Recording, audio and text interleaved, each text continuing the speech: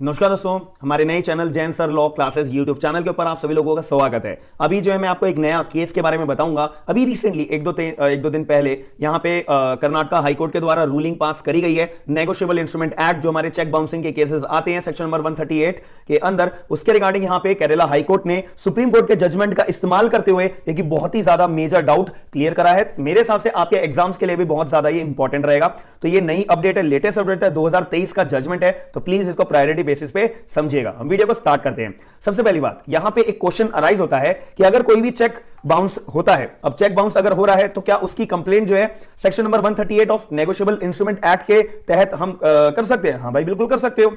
दूसरी बात यहां पे आती है कि अगर एक्स नाम का व्यक्ति है और एक वाई नाम का व्यक्ति है, एक्स नाम के व्यक्ति ने एक चेक इशू करा वाई नाम के व्यक्ति को कि भैया जाओ अपने जो तुम्हारे को मैंने उधार तुमसे ले रखा था, मैं तुम्हारे को एक चेक के जरिए तुम्हारे को मैं उधार दे अपना रीपे कर रहा हूं, जाओ भैया इस चेक को अपने बैंक में जमा करा लेना। बात खत्म हो जाती है। अब इस केस के अंदर वाई नाम का व्यक्ति अपने चेक में अपने बैंक अकाउंट में जाएगा और वो चेक जमा करा देगा, बट चेक हो जाता है बाउंस। फिर यहां पे टाइम पीरियड आता है, अब 15 दिन का, फिर 30 दिन का। अब इस केस के अंदर जो है जब टाइम पीरियड एक्सपायर हो जाता है तो वाई नाम का व्यक्ति क्या करेगा? एक्स नाम का व्यक्ति ना पैसे दे रहा, उसका चेक जो दिया था भैया वो बाउंस हो गया। अब इस केस में वाई नाम का व्यक्ति क्या करेगा? कोर्ट में जाएगा। कोर्ट में जाने के लिए उसको section number 138 of negotiable instrument act का इस्तेमाल करना पड़ेगा। फिर वो कोर्ट में जाके अपनी कंप्लेंट फाइल करेगा। किसके खिलाफ? भाई जिसने उधार नहीं दिया, चेक बाउंस हो गया, उसके खिलाफ, यानी कि एक्स नाम के व्यक्ति के खिलाफ। अब वाई गया कोर्ट में। अब वाई के कोर्ट में जाने से पहले ये जो एक्स नाम का व्यक्ति है इसकी डेथ हो जाती है। अब वाई नाम का व्यक्ति किसकी गर्दन पकड़ेगा, किसके खिलाफ केस फाइल करेगा? भैया मेरे पैसे दो, मुझे पैसे चाहिए। अब वाई नाम का व्यक्ति, जो एक्स नाम के व्यक्ति जो मर चुका है, उसके खिलाफ तो केस फाइल कर ही नहीं सकता। मरे व्यक्ति से तुम कैसे पैसे, किस तरह की कंप्लेंट फाइल करोगे? तो जो उनके लीगल रिप्रेजेंटेटिव होंगे, जैसे कि बेटा होगा, वाइफ होंगी, डॉटर होंगी, कोई भी XYZ, तो हमारे केस में जो हम अभी आपको मैं केस बता रहा हूं, उस केस में जो एक्स नाम का व्यक्ति है वो मर चुका था, उसका जो है एक बेटा था। अब जो वाई नाम का व्यक्ति है वो एक्स नाम के व्यक्ति के बेटे के खिलाफ केस फाइल करेगा कि भैया तुम्हारे पापा ने मुझसे एक्स नाम का जो फला अमाउंट का मेरे से उधार लिया था, आपके पापा ने मेरे को चेक भी दिया था, वो चेक बाउंस हो गया, तो आप मुझे पैसे दे रहे हो? तो एक्स नाम के व्यक्ति का जो बेटा है उसने पैसे देने से इंकार कर दिया था। भैया मेरे पापा ने पैसे लिए थे, मैं क्यों पे करूं, मेरे पापा से मांगते। अब मैं तो बिल्कुल भी लायबल नहीं हूं। अब आप लोग मुझे बताइएगा, यहां पे अब आपका दिमाग लगाने की टाइम आ चुका है कि यहां पे एक्स नाम के व्यक्ति का जो बेटा है जो मना कर रहा है कि भाई तुमने तो मेरे पापा से लोन लिया था, मैं क्यों पे करूं, तो क्या यहां पे बेटे के खिलाफ एक्स नाम का व्यक्ति नेगोशिएबल इंस्ट्रूमेंट एक्ट के अंदर केस फाइल कर सकता है या नहीं कर सकता? अगर इसका जवाब जानते हो तो अभी वीडियो को पॉज करके यस या नो में कमेंट बॉक्स के अंदर जरूर बताइएगा।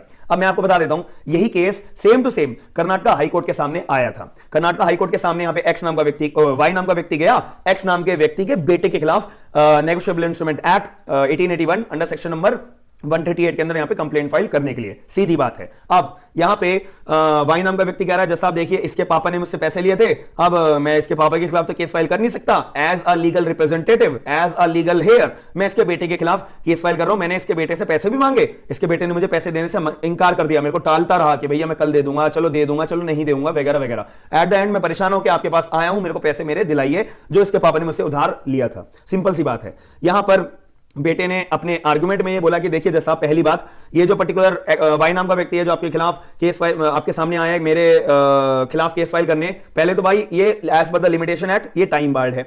दूसरी बात, मेरे पापा ने लोन लिया तो भैया मेरा कोई हक नहीं बनता इसको लोन का रीपे करने के लिए। ठीक है, तो जैसा अब ये जो पर्टिकुलर कि मेरे खिलाफ केस फाइल करा गया है NI एक्ट के अंदर, ये बेबुनियाद है, इसको आप डिसमिस करिए, काम खत्म करिए।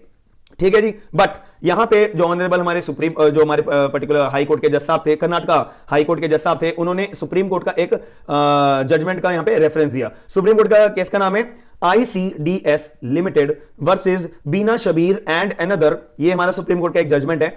इस पर्टिकुलर जजमेंट में मैं आपको पढ़ के सुना देता हूं। क्लियर तौर पे यहां पे सुप्रीम कोर्ट के जजमेंट में बोला गया था, as a legal representative of the father the accused is liable to repay the loan to the complainant। अब हमारे केस में कंप्लेनेंट कौन है? वाई नाम का व्यक्ति। accused कौन है?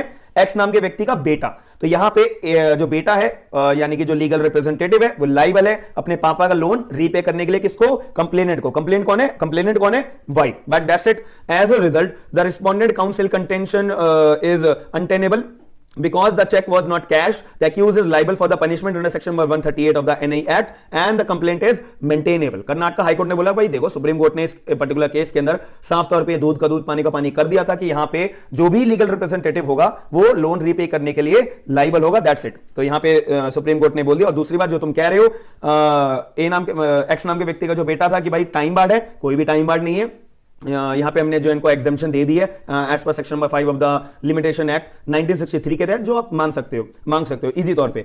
ठीक है, तो ये केस का नाम मैंने आपको बता दिया है। इन शॉर्ट यहां पे एक बात क्लियर हो जाती है कि अगर कोई भी लीगल रिप्रेजेंटेटिव के खिलाफ हम एनी एक्ट की कंप्लेंट फाइल कर सकते हैं, जी हां कर सकते हैं। अपना लोन रीपे करवा सकते हैं, जी हां करा सकते हैं। केस का नाम है प्रसाद रायकर वर्सेस बीटी दिनेश। ये भी 2023 का यहां पे क्लियर तौर पे कर्नाटक हाई कोर्ट ने सुप्रीम कोर्ट के जजमेंट की रूलिंग का इस्तेमाल करते हुए क्लियर कर दिया है। और दूसरी बात, एक कॉमन सेंस की भी बात है ना कि भाई आप जो है अपने फादर की प्रॉपर्टी जो होती है, जो भी कोई बेनिफिट होते हैं, जो भी कोई फायदा होते हैं, उसमें तो फायदा ले लो। अब भाई कोई लाइबिलिटी होगी आपके पापा की, आपके डिसीज पर्सन की, उसको पे करने से तुम इंकार कर रहे हो, और कोई प्रॉपर्टी होगी, कोई भी बेनिफिट वाला काम होगा, उसको तुम एक्सेप्ट कर रहे हो, ये तो ऑब्वियसली गलत बात होगी। अब यही जो है अगर मैं अपोजिट की बात करूं, अगर इसके फादर को किसी से पैसे लेने होते तो क्या बेटा यहां पे केस फाइल नहीं करता पैसे लेने के लिए, इंकार कर देता कि नहीं भाई मेरे पापा ने को पैसे ले लेते, मैं थोड़ी ना लेने जाऊंगा।